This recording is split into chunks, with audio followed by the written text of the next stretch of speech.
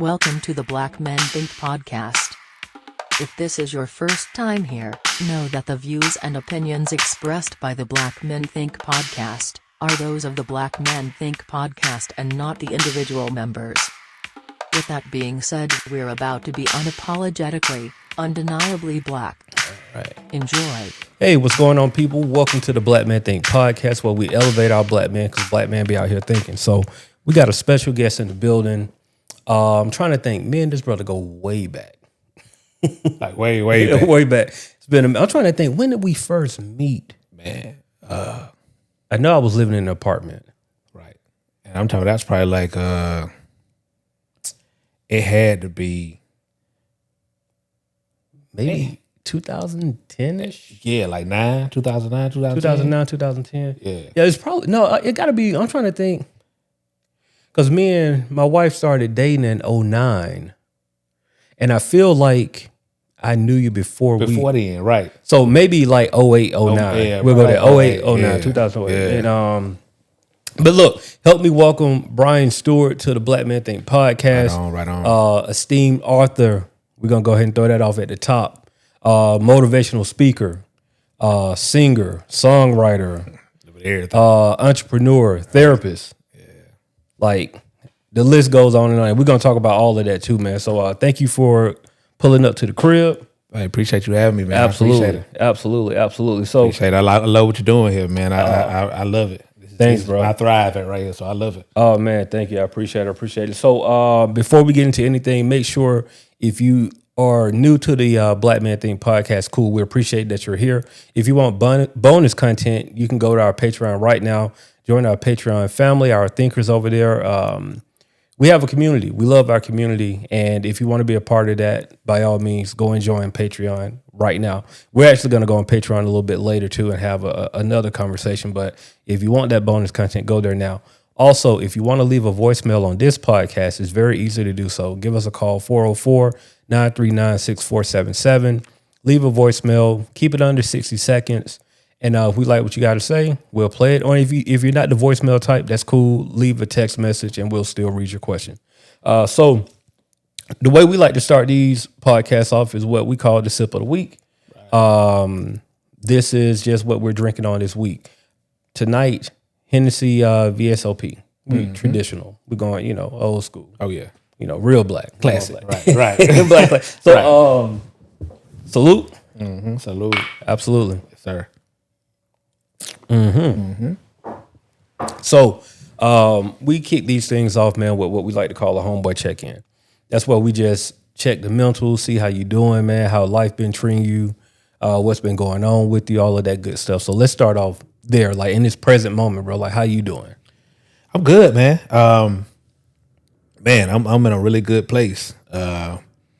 I've recently, in the past year, I think I've become, I'm a therapist, but I'm also a therapist who has a therapist. Absolutely. And so, and I think in the past year, I've been more consistent with therapy than I probably have been in a while. Just scheduling, that kind of thing. I'm in a good place, man. I really feel like I'm in one of them places where I feel like I'm walking in my purpose. There you go, man. Beautiful.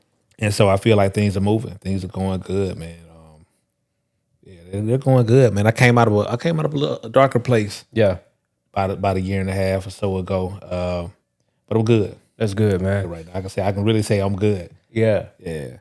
I mean, it's important, bro. Like, you mentioned two things. Number one, therapy, especially for like black men and the black community, it's been taboo for so long to even talk about therapy.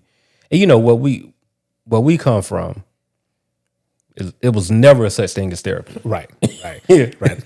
We had some praying grandmothers. That's what that was. We're gonna pray about it. Yeah, we're gonna pray and about it. We definitely ain't gonna tell nobody about it. We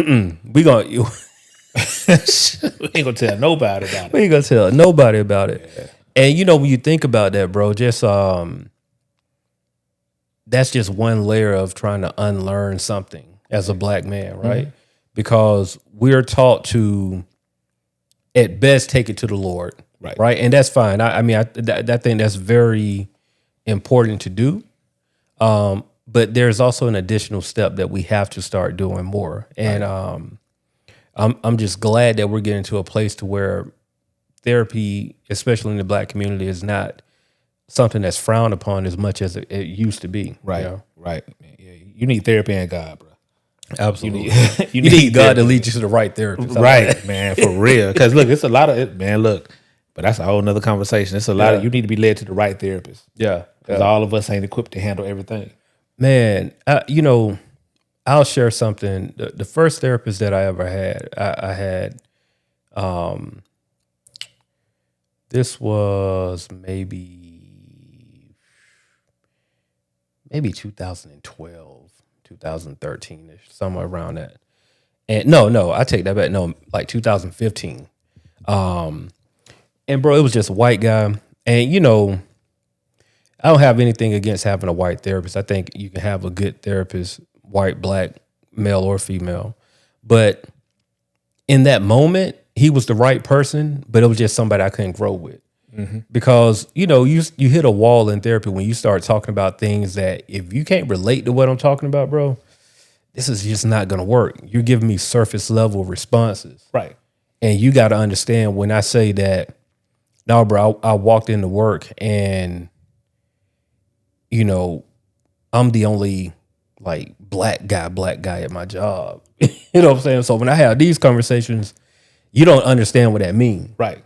What I just said, you understand exactly what I mean when I say Absolutely. that. You know what I'm saying? So you start getting to those places to where you have to realize like, hey man, thank you for giving me where I'm at now. But yeah, bro. Right. Yeah, man.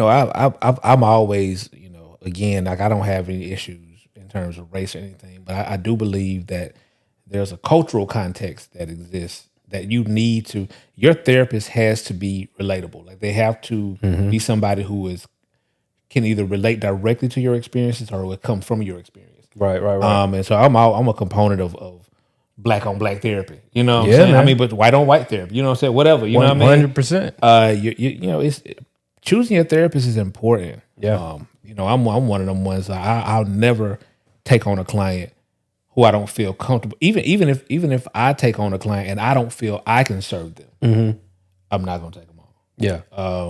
I don't gravitate towards even with my therapist. My therapist now is a black woman, but I just need that cultural component because it's important. Because you're not gonna the key component with therapy is vulnerability. Yeah. And if you're not sitting in a room, sitting across from somebody you can be truly vulnerable with, you're already doing a disservice to your therapy. Yeah. And it's hard to sit in a room with somebody who's not black as a black man. Yeah, bro. And say, man, every time I go in the grocery store, somebody follow me around. Yeah. And you looking at them. You know what I mean? Yeah. And so and they don't understand. and they don't understand it. What do right? you mean by that? You know what I mean? You don't get it? They can serve you, in terms of that therapeutic approach and give you Right. practical reasoning, but they don't understand it. Yeah. You know what I mean? So yeah. Yeah, man. So I mean, I kind of tonight we're gonna talk about a couple of things, but I know we're here to talk about the book for sure. But before we get into that book directly, I do want to kind of go into the journey into becoming an author, bro. Like I know that's something that like I've known you for a while, and to go from music to actually putting words in book form. Like, let's talk about that journey. Like, how did that come about, that transition? Writing has always been, I always felt like that was my thing. That was my gift. That's the thing I feel like God gave me was the Gotcha. pen. Man, it was one of them things, to be truthfully, man, it's one of them things I always said I wanted to do. I just didn't know how to do. And I didn't believe I could do it. There was a larger message I was trying to get out. And you know how I go, man. You can, all of us don't go that far in music. You know, it got a shelf life. You know what I mean? Yeah. And once I felt like my shelf life in terms of music was over, I felt like I could really dive into being an author. And by that time, I felt like I had a message to convey. And it was a learning curve. I ain't gonna front. It was hard to write that much. You know what I'm saying? And try to convey a message and put it in, But it was something I was passionate about, man. It's something that even not more. I wrote my first book in 2018. Yeah. And that was Drop the Weight. Drop the Weight, yeah. And that was rewarding. It was challenging, but it was rewarding. And even since then, I mean, my writing has gotten better and just doing it. But I don't know. I wanted to convey a message that I couldn't. I wanted. I was trying to write my book like I write my raps. Okay. And it wasn't working. Yeah, you know what I mean. yeah, And so yeah. it's a, you know, it took a little more structure, a little more concentration, a little more time, patience. But I knew I wanted to be an author. Writing is just, you know, in the back, even with the music in the back of my mind, I've always wanted to be an author. And so it was, once the music was done, I was like, man, I can really put my all into it. And I Right. can do it the way I want to do it. And so I dived in. Man. I dived in. No, that's cold, bro. Like, you know, speaking from the artist standpoint, because it's one of those things where I think as an artist and as a creator, and I'll talk about music specifically. If it's in you, it's in you. And I think it's something that no matter what, music will always be around. Right. You know what I mean? If you're somebody that, if you was, I don't care if you was a producer, engineer, rapper, singer, musician, it does not leave you, no matter what. Never. And so it's always going to be like, I've jokingly said, like, bro, no matter what house I ever live in, I'll always have a studio.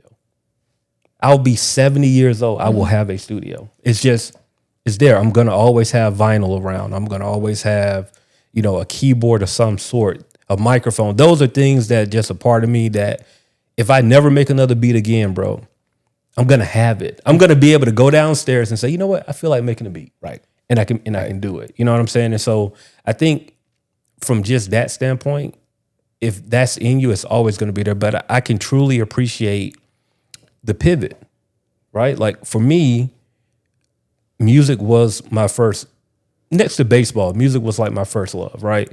And music production specifically. And so even though I'm still creating music and still producing it and working on projects here and there, my pivot was podcasting. And it started off talking to artists, so I was still around it. You know what I'm saying? But that was the pivot. That was something that I had to learn, like starting over in a sense, and learning how to have these conversations on camera and on microphone, and how to really be a storyteller in a sense. So switching from the storytelling on the music side to the storytelling on the microphone. And so for you, hearing that pivot of being a storyteller with your pen through music and rapping to now pivot to doing that same storytelling in a book form, and the challenge, because you said, man, I'm trying to write a book like I write my Yeah, man, like for real. I mean, I'm writing 316s. Yeah. Is writing 316. right. But writing a book is like we need to know where you're going with this. Right. We see what you're saying, but explain that now. Yeah. You know, give me some background. You know, let's talk more. Give me some more. But it's been a journey, man. It's definitely been a journey, and it's crazy. You know, talking storytelling. I'm pivoting even from here. I consider myself like a self-help author. I'm a nonfiction author. I've written 2 fiction books. My next book I'm releasing, hopefully in the fall, is fiction. It's my first fiction novel. Wow. Yeah, so I'm like, writing to me is like changed. I've gone from like self-help to just, I don't know, man, that I'm in a space, man. I'm in a place right now where I'm like, I just enjoy writing. It's like that, you're trying to pivot. It's something that I like more than I thought I would like. Right. You know what I mean? In terms of the storytelling. It's still mental health related, like, you know, I guess it's too early, but I mean, the book I'm planning on releasing in the fall is called How to Heal a Healer. Okay. And we'll get there. We'll get there. But I mean, you know, it's writing, man, it's a pivot that I'm glad I made. Yeah, man, no, that's a blessing, bro. So before we get to the book that's coming out later, let's talk about this book, right? So give me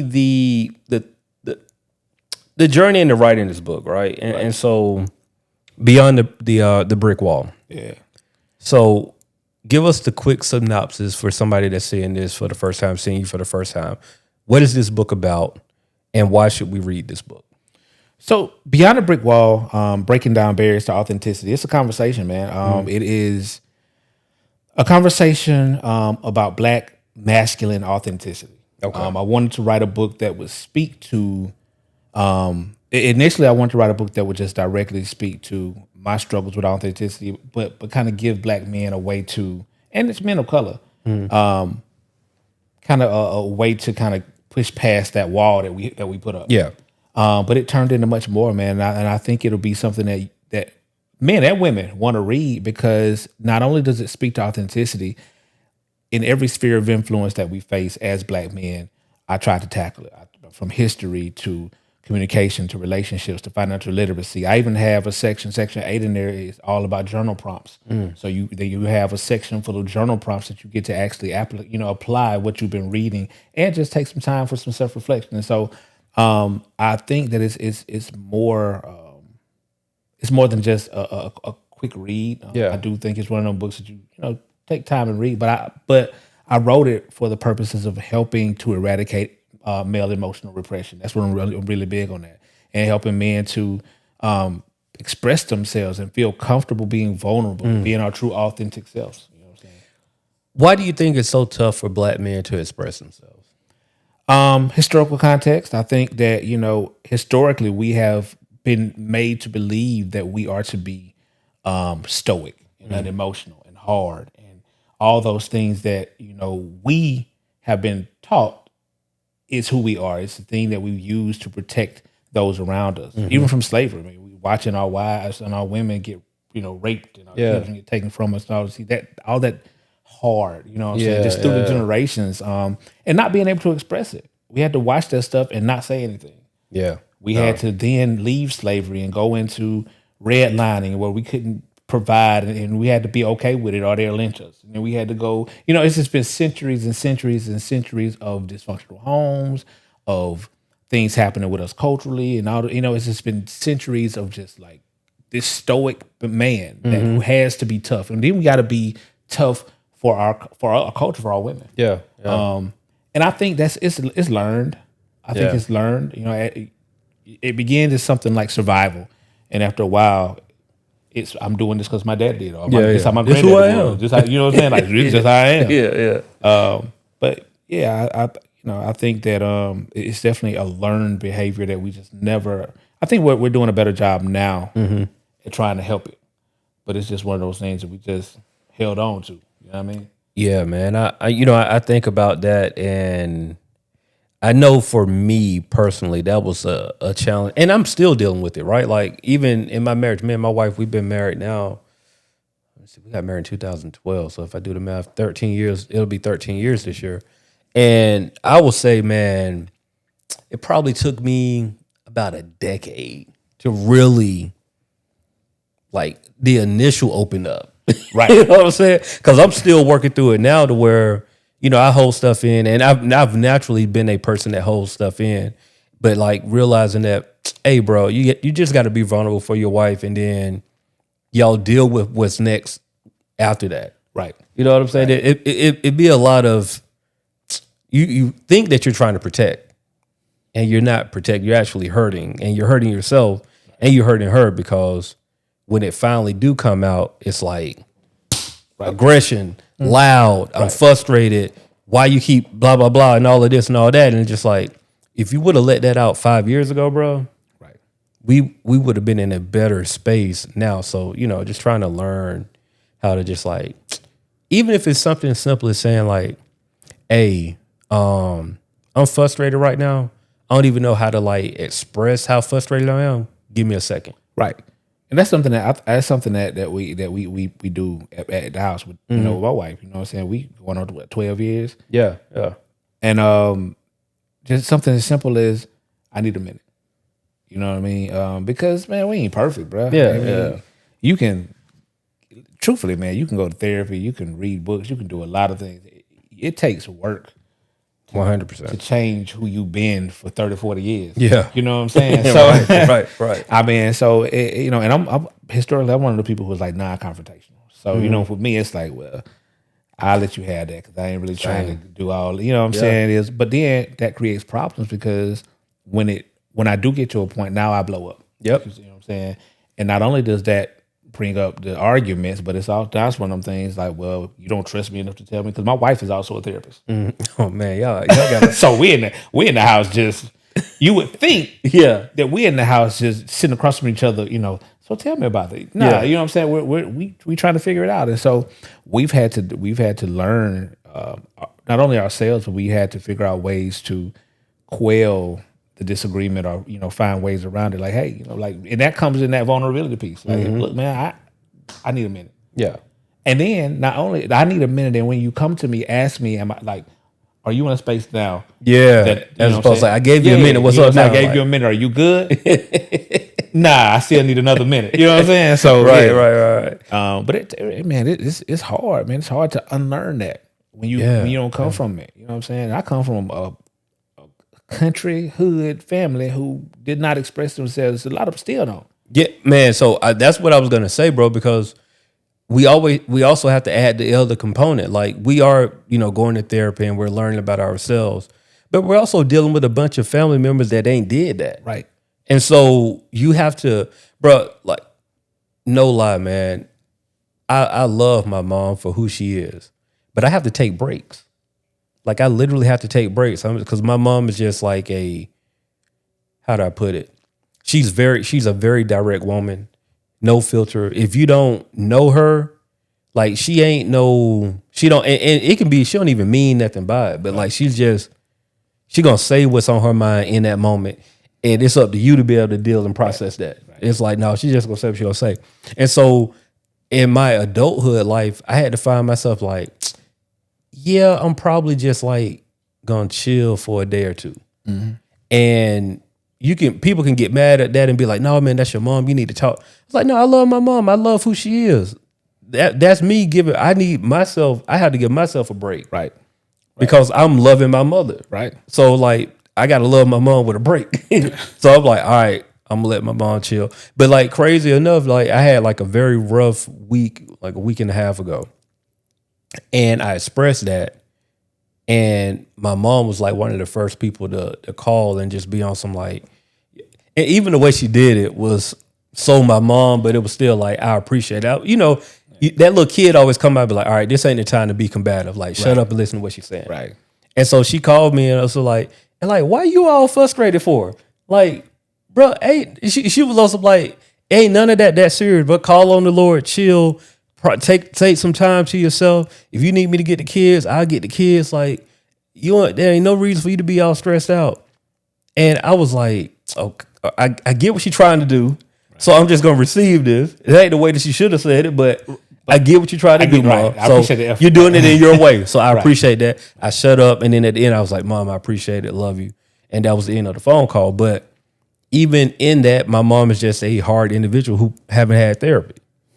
Yeah. And because she hasn't had therapy, I have to give her the grace that my wife gave me when I ain't have therapy, that I'm giving my kids because they ain't had therapy. Right. So when they're frustrated, I got to be like, oh, they frustrated right now. Let me chill. Let me sit back. Right.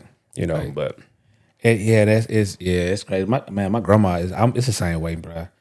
My grandma is like that. She's direct, but I also grew up in a household where I never felt validated. And so I needed validation.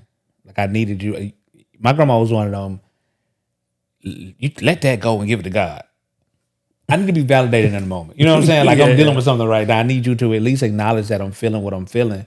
Whether I'm a boy or a man or not, validate me. You know what I'm saying? Because I grew up not having validation. I didn't get any of that. My mama I had a lot of childhood stuff. Mama was on drugs. My daddy went around. Just, a whole lot of stuff. And so, like, I grew up needing validation. And my grandma, she came from a different era, I guess. You know what I'm saying? And so, like, now in my older years, I'm like, I need breaks. My grandma's still my grandma. yeah. Old folks say what they want to say. They're gonna say what they want to say. say. They're gonna say what they want to say. You know what I'm saying? And it is what it is. And so now I find myself trying to take breaks. Like, I understand it a little more. I know she mean best, but I'll be like, bro. Yeah. I like my grandma. I'm grown for real. Like, I'm a grown. Like, yeah.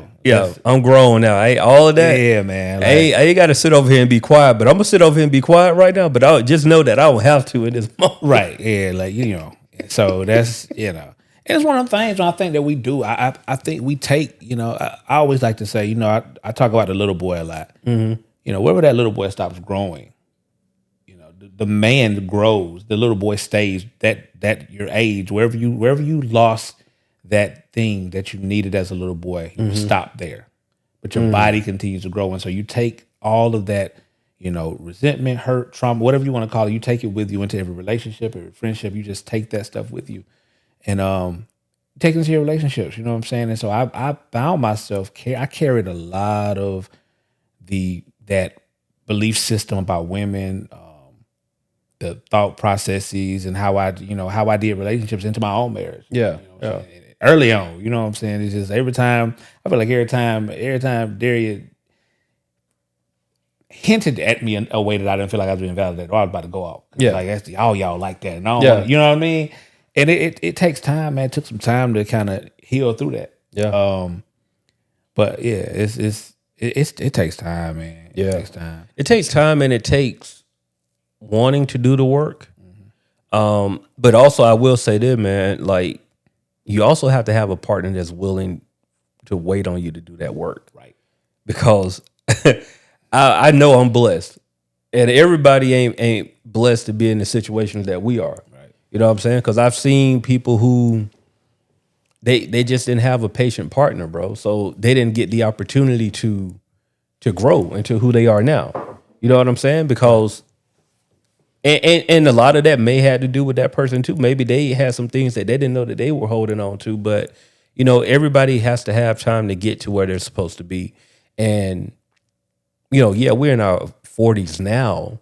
But when you were in your 20s, bro, you didn't know how to be a man for real. You didn't know how to articulate what's on your brain and all of these things. I get it. Now, if you 45, 50, bro, getting into a relationship, you should be emotionally stable enough to like figure it out, bro. Figure it out, bro. Don't come here with all this baggage at 50, bro. Like you right. Come on now.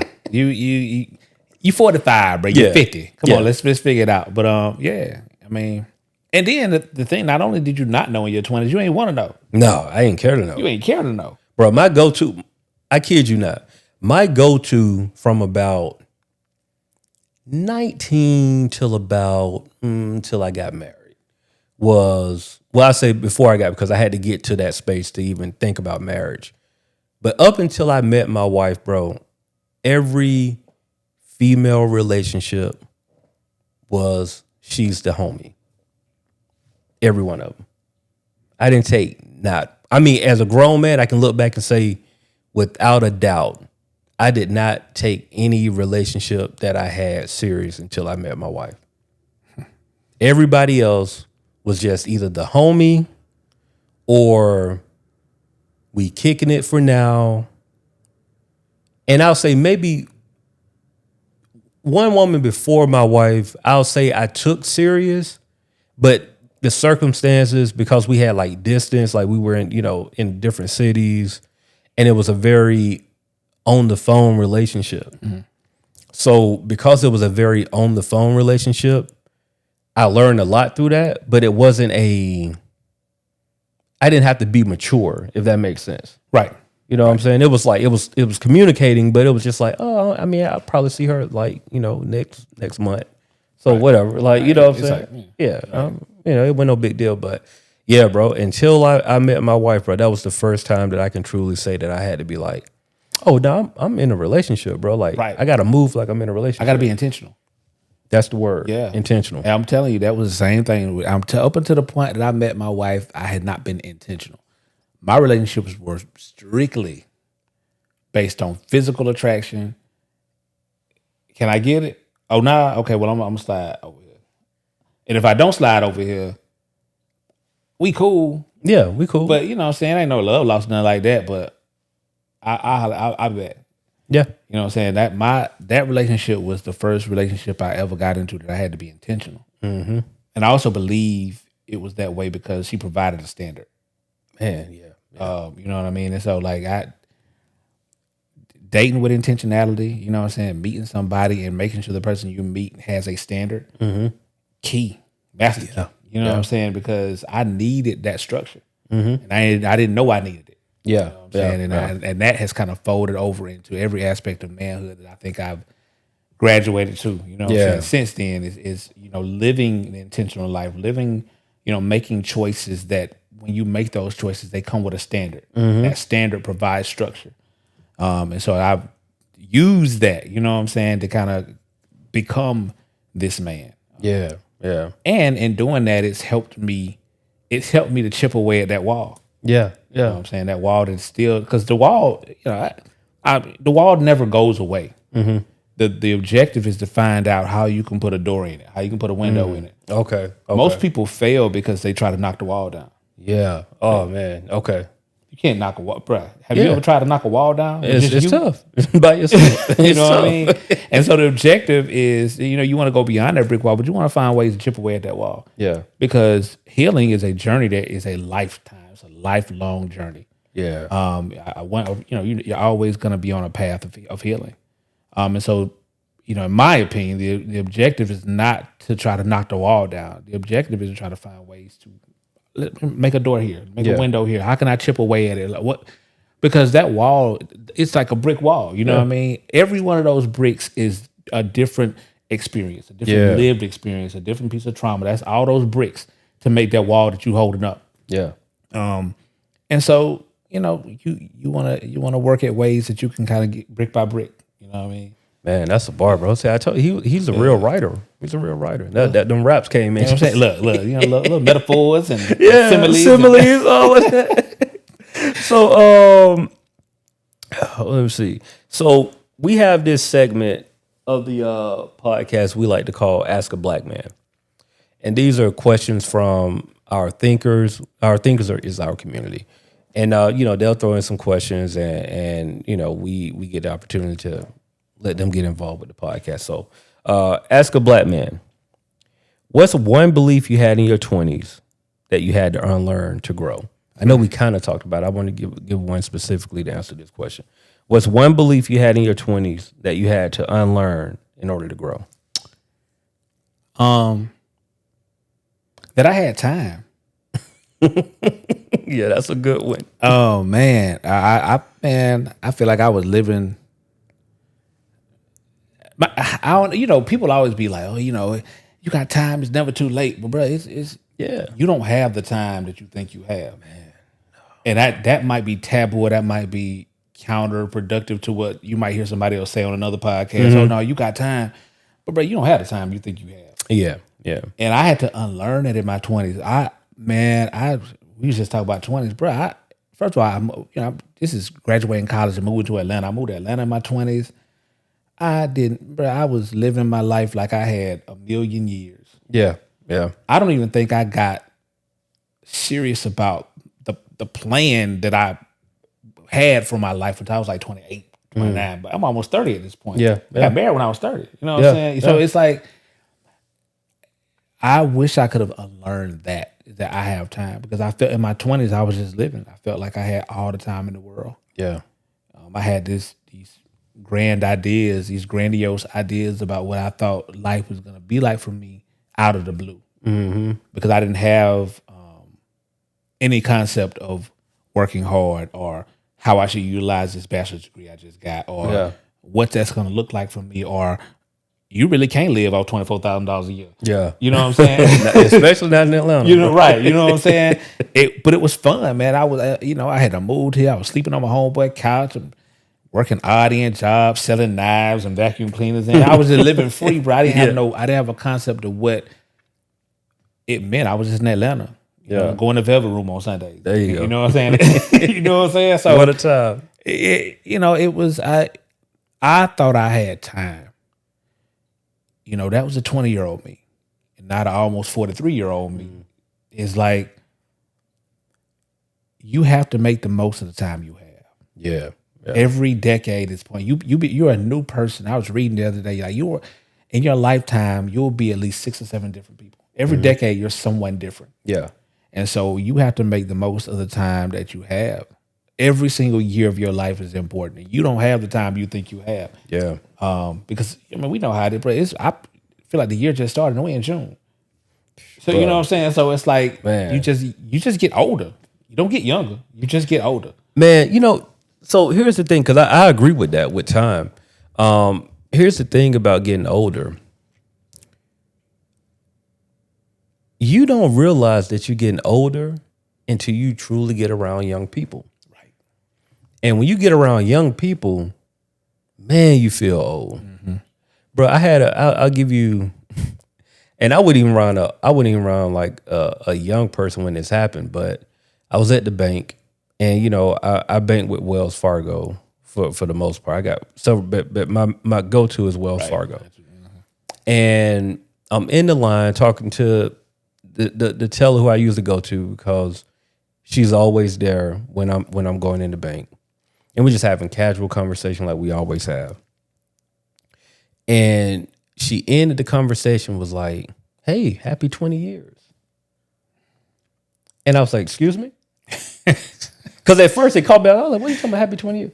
Crazy. She's like, "Yeah, you've been a customer at Wells Fargo for 20 years. That's crazy. And it hit me. Like I was talking about, bro, it hit me like a load of bricks, bro. Like it hit me like that brick wall. I was like, bro, I've been banking at, and at the time it was Wachovia. That's how long I've been with Wells Fargo. That's Wachovia. crazy. You got me feeling all over. Yeah, bro. And when she said 20 years, I did the math. I was like, actually, she didn't say 20 years.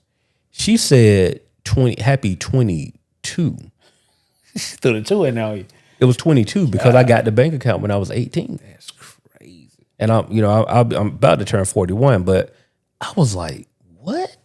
That's crazy. And it threw me off so much, man. I was just like, yeah, bro. It's people who 22 years old.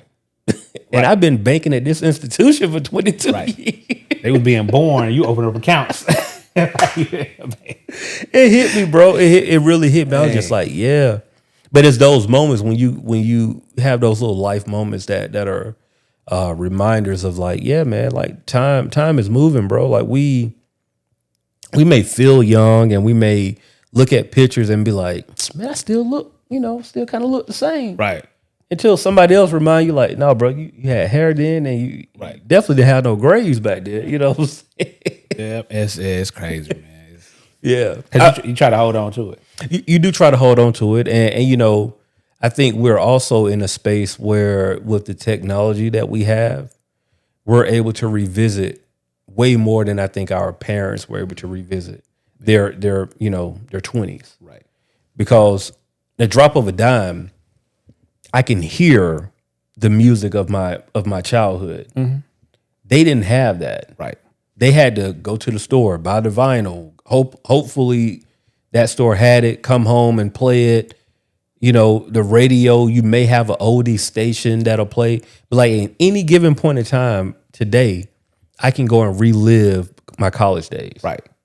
And I always say I feel like our generation has it harder than any generation. Because we're the generation who remembers both times. Both times, bro. No, we remember the times before the internet. Mm-hmm. We're also the generation that introduced. We brought the internet to the world. Like we were the first one to experience it. Like we were that generation. And so like that thing, like that's that dilemma for us. That's why it hits us so hard because it hit us, bro. We looking at the new generation like, bro, we had this first. Yeah. But they looking at us like, bro, you remember when there wasn't no internet? You know what I'm saying? So, yeah, bro. I remember I used to have to put a CD in to get the internet. Yeah, so it's you don't realize how old you are until things stop making sense to you. Yeah. And it's just, just simple stuff, man. Like this AI stuff. I had this young cat telling me the other day, he was trying to explain to me how I could better utilize AI for my platform and for my business. Just to kind of alleviate some things that I've been just doing myself and I'm accustomed to doing. Yeah. And I'm looking at him like, okay, slow that down and bring it again. One more time. One more time. And he's like, bro, all you gotta do is do this. Yeah. Be like 25, 26. Yeah. When they hit you with all you gotta do is like, oh, okay. I was like, oh, all right. Yeah, I'm old. Right. And in my mind, I'm still, and that's also that music thing too. Like when you're an artist or you're a producer, you want to be young. You want to always feel like I still got my ear to the streets. You know what I'm saying? I can still speak on these artists and that kind of thing too. But you get to an age and you be like, who now? Oh yeah, I'm definitely that age. I don't know nobody. Nah, man. And you know what? Honestly, I accepted it. Even just like as DJing, bro. I'm at that point where, hey, I'm cool at stopping it. I'll probably stop if I'm being reasonable. Like maybe 2015. Like if you wasn't out in 2015, like artist wise, out like yeah. So like the Kendricks, the Coles, the Drakes. Right. Wale, all of them, cool, because they were out during that time. So any new thing they put out, I'm going to check for. Right. But if you went out, then and you, man, look, and of course, you know, some things will break through, right? Like you have no choice to hear Glorilla. Right. She breaks through. Right. You have those artists. Like if it ain't an artist that like break through, man, bro, I can, every time they do like the BET Hip Hop Awards ciphers and all that, I'm like, bro, I don't know none of these folks. No. Yeah, and I'm cool with that. Right. I'm fine. I'm fine. I don't need I don't it. know little shooter 2-3. No, bro. bro. You know what I'm saying? None of these cats, man. Look glow up. You know, I don't know none of these people, bro. None of So I'm them. like, but I'm all right with it. I'm like, you know, this ain't for me to know. It's a generation's coming, you know. And you know, that's the thing too. Just get into a space to where you're comfortable and cool with, hey man, I had my time. Right. Now I'm having this time. Right. Because believe it or not, your parents are thinking about, man, if I can only get them 40s back. Right. And so you have to realize that yes, you're getting older, but also you got to live for that time that you're in because you're only going to be in them 40s for one time. Right. Enjoy it. Enjoy them, bro, because when you get 60, you're going to wish you had them 40s again. Man, I could just be 40 one more time. One more time, bro. Everything working and Right. You know everything, I can get around like I want to. Man, bro. I miss getting able to go, you know, Yeah, you have to enjoy every time you're in. Because I mean, bro, just this past weekend I went home. My grandmother turned 88. So I'm looking at my grandma, who was in, you know, for the most, she's in good health for an 88-year-old. But I look at my grandmother and I look at, you know, the things that she's limited to, and you know, she can't move around like she wants to move around, and probably don't have the desire to move around like, you know. And then next to her, my mom, who's in her 60s, that my mom gets up and, you know, she'll get in the car and go wherever she needs to go, whatever. But she has some back problems, and you know there's some limitations. Then I'm there in my 40s, right? And then I have my children that are there who are like, you know, 5 and 7, right? And so and then I have my niece who was there, who's like just turned 1. So I'm looking at all of these age gaps at one time. You know what I'm saying? I'm just like looking at it, just like, yeah, bro, you have to enjoy where you're at because in the blink of an eye, you've moved to that next step. You do. You know. Look, bro, it's been great talking to you. Before we leave, tell us a little bit more. You know, the book. How can people find the book? It's on Amazon. It's on all these. It's on Amazon. The book is on Amazon. You can follow me at all of my social medias. Is at Rise and Vibe LLC. Mm-hmm. That's on Instagram. That's on TikTok. There is a link for my book in the bio on my Instagram. Yeah, man, check it out. It's a great book. I took my time with that book. Yeah. How long did it take? It took me like a year, year and a half. But I took my time on purpose. Gotcha. To write that book because there's so much information I put in there. In terms of just like I tapped into like a lot of stuff, financial literacy and just communities and finding your tribe and those kind of things. So there's a lot in there. But I took my time with it because I wanted it to be right. Yeah. But yeah, it's on Amazon. You can definitely hit the link in my bio. We'll put the links in the show notes as well, so people will be able to get access. Cool. And you can also go to my website, www.riseandvibellc.com.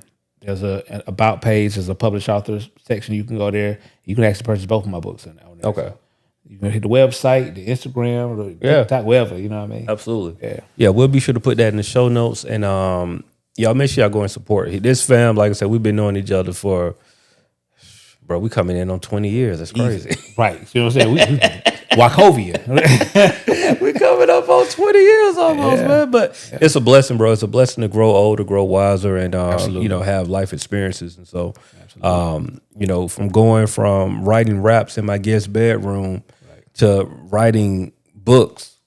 You know what I'm saying? Like this it's a beautiful thing, man. So we appreciate you for coming on the Black Man Thing podcast. Me, absolutely. As always, make sure y'all like, subscribe, comment, rate, review, tell a friend, all that good stuff. Do that. Also, if you want to leave a voicemail, 404-939-6477. Keep it short, keep it sweet, but make sure it's impactful, and we'll be sure to play it on the pod. But we going to Patreon. If y'all want to hear that conversation on Patreon, y'all go and join Patreon right now. It's patreon.com/blackmanthink. We actually have a free trial going on right now. You can join, test it out, test the waters, get the content, see if you like it. If you do, stick around and pay a little change, man. Support. Yeah, support absolutely, man. absolutely. I'm last name good. It's Brian Stewart. This has been the Black Man Think podcast, where we elevate our black man because black men be out here thinking. We'll see y'all next week. The Black Men Think Podcast.